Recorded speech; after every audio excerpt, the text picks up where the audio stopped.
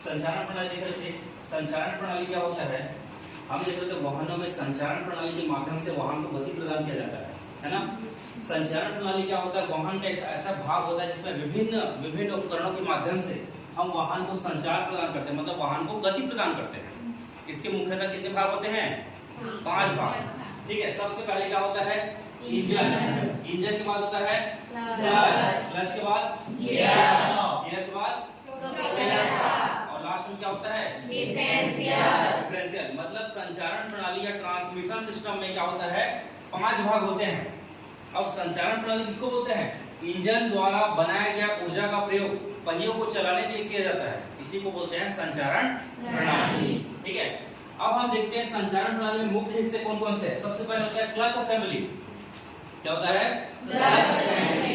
एक क्लच और असेंबली का मतलब क्या होता है? क्लच एक मात्र एक छोटा सा टुकड़ा नहीं है। क्लच में बहुत सारे प्लेट होते हैं, अलग अलग प्लेट। ये दिख रहा है ये, ठीक है, ये क्लच का भाग है। ये क्लच में और 2-3 ऐसे डिस्क टाइप के प्लेट लगे होते हैं, ठीक है, उसी को बोला जाता है पूरा एक भाग है, इसीलिए इसको बोला जाता है क्लच असेंबली। क्या बोलते हैं? Clutch assembly. वैसे ही गियर असेंबली होता है। गियर असेंबली मतलब अलग अलग प्रकार के गियर होते हैं। ऐसा आप लोग देखे होंगे, ऐसा टाइप का आता है गियर, इसको क्या बोलते हैं? गियर बोलते हैं। साइकिल में देखे होंगे, ठीक है, इसे गियर बोलते हैं। ऐसे ही 2-4 गियर और होते हैं बहुत सारे, उसके लिए बोलते हैं इसको क्या? Gear assembly. उसका तीसरा नंबर आता है क्या? Propeller shaft. समझ आ रहा है? Propeller shaft. ठीक है। अब हम समझेंगे कि एक-एक के बारे में समझेंगे कि संचारण प्रणाली में मुख्यतः 5 हिस्से हैं, तो पांचों के बारे में समझेंगे। सबसे पहला होता है इंजन।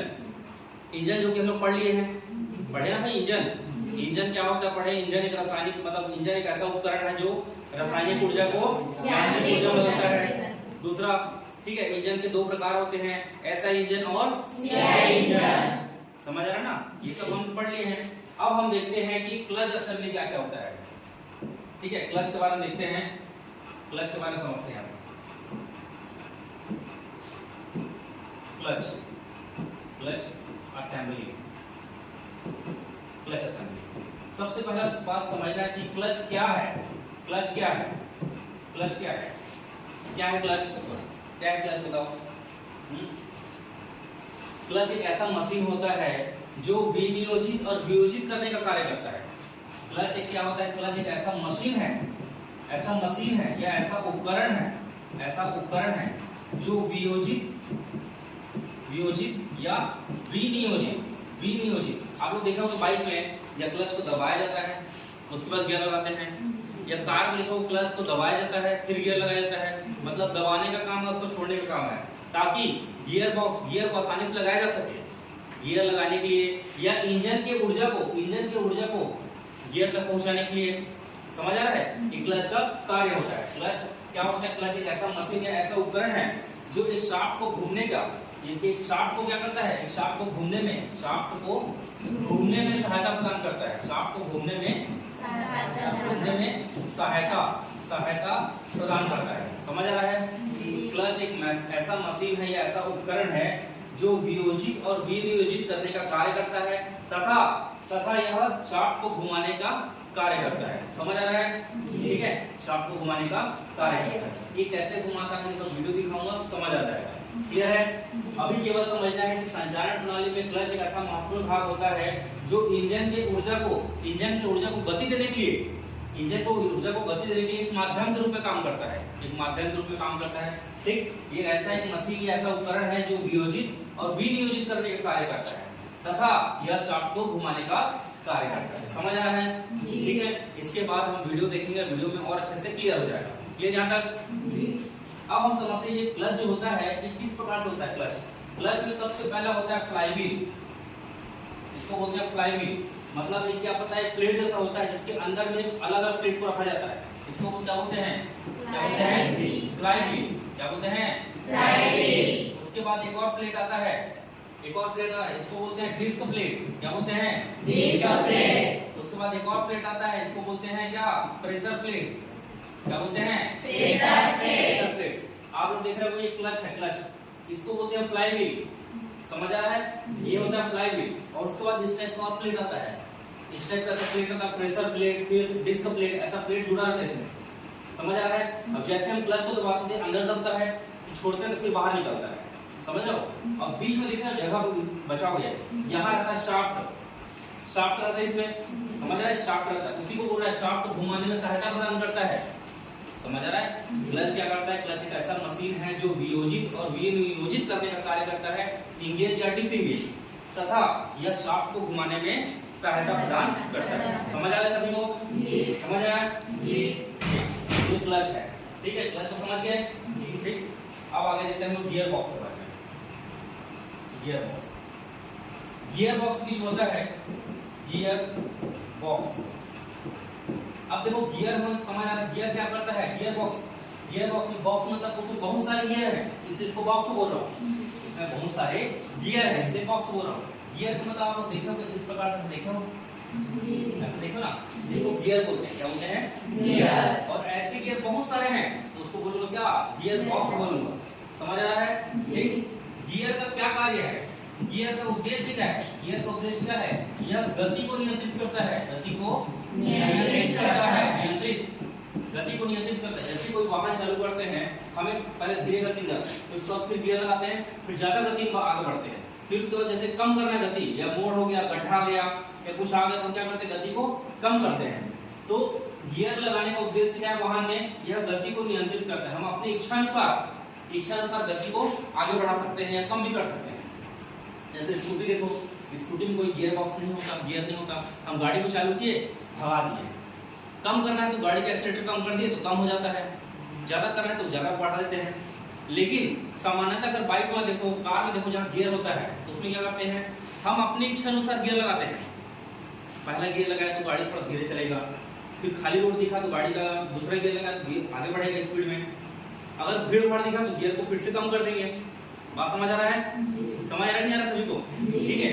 मतलब क्या होता है, गियर क्या होता है, गियर इसलिए लगाया जाता है ताकि गति को हम नियंत्रित कर सके, मतलब अपनी इच्छानुसार गति बढ़ा सके या फिर कम कर सके, समझ आ रहा है। इसमें दो प्रकार के शाफ्ट होते हैं, एक होता है प्राइमरी शाफ्ट, एक होता है सेकेंडरी शाफ्ट, समझ आ रहा है। एक होता है प्राइमरी मतलब प्राथमिक शाफ्ट और दूसरा होता है द्वितीय शाफ्ट, दो शाफ्ट होते हैं। अब ये गियर को मैं सामने से देखूंगा तो ये ऐसा रहता है ना, कांटा कांटा ऐसा दिख रहा है, ऐसा रहता है, इसको सामने से देखूंगा तो ऐसा दिखेगा ना भाई, अगर इसको मैं सामने से देखूंगा तो ऐसा दिखेगा ना, तो समझ लो ना ये गियर है, ये गियर है, ये गियर है, ये गियर दूसरे गियर से लगा रहता है ऐसा, ठीक, ऐसा टाइप का रहता है, ऐसा ऐसा, मतलब इसको घुमाऊंगा कि इसको ऐसे घुमाएगा, ऐसे ऐसे करके, बात समझ आ रहा है, ऐसे ऐसे घूमते रहता है ऐसे करके। जैसे पहला गियर लगाया तो ये गियर उसके ऊपर चढ़ के आया, जैसे बाइक में लगाते हैं ना पहला गियर, एक गियर दूसरे ऊपर चढ़ेगा, ऐसा घूमता रहता है, समझ आ रहा है, ठीक है। इस प्रकार से मशीन जब लाऊंगा ना तब देखेंगे, ठीक है। इस प्रकार से कांटा कांटा से रहता है पूरा, एक जैसे घूमेगा तो ऐसे दूसरा घूमते जाएगा, बात समझ आ रहा है सभी को। तो दो हो गए इसमें, गियर बॉक्स बताया पहले, गियर बॉक्स क्या होता है, यह गियरों को समूह होता है, ध्यान सुनते रहो सब लोग। गियर बॉक्स क्या होता है, गियर बॉक्स एक गियर का समूह होता है जो जिसका उद्देश्य होता है गति को नियंत्रित करना, तथा यह गियर बॉक्स को दो शाफ्ट के माध्यम से अरेंज किया जाता है, यह व्यवस्थित किया जाता है, जिसमें पहला जो होता है प्राथमिक शाफ्ट होता है, दूसरा होता है द्वितीय शाफ्ट होता है, समझ आ रहा है। प्राथमिक और द्वितीय शाफ्ट के माध्यम से ही वाहन में गति प्रदान किया जाता है, यह वाहन की गति को नियंत्रित किया जाता है। बात समझ आ गया सभी को, समझ आया सभी को, तीन चीज बता दी, मतलब दो चीज बता दी, क्लच और गियर बॉक्स, ठीक है। अब देखते हैं प्रोपेलर शाफ्ट, ध्यान समझना, फिर बार और रिपीट करूंगा, ठीक है। इसके बाद आता है प्रोपेलर शाफ्ट, प्रोपेलर शाफ्ट।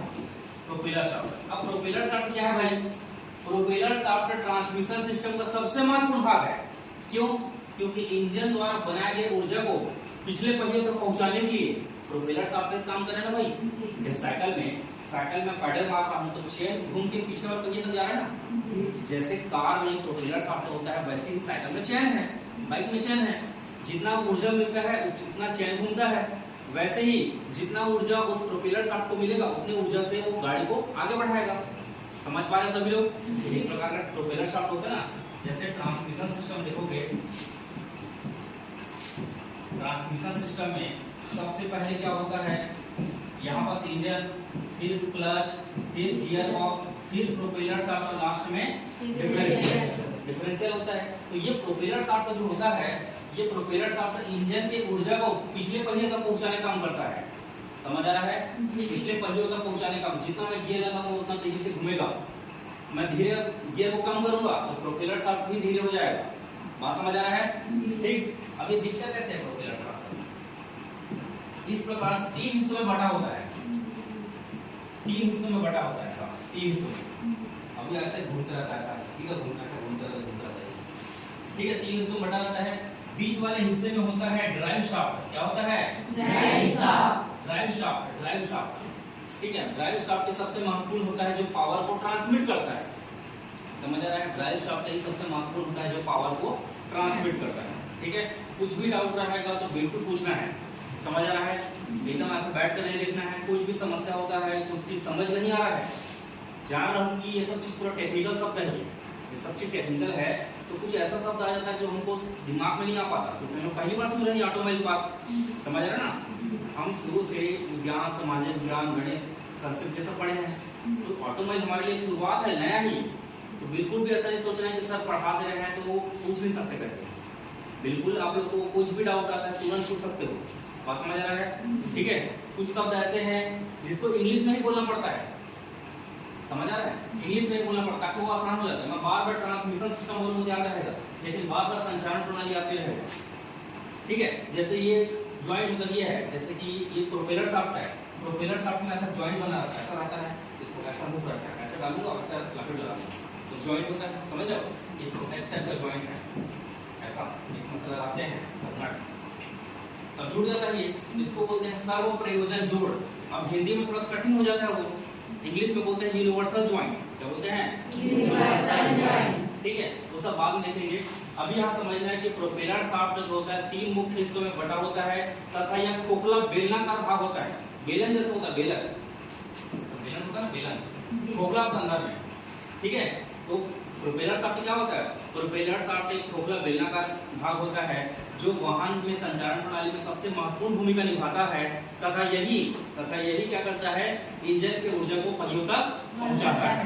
तथा इसके मध्य भाग में ड्राइव शाफ्ट होता है। क्या होता है? ड्राइव शाफ्ट होता है। इस प्रकार का ड्राइव शाफ्ट होता है, ऐसा गोल सा।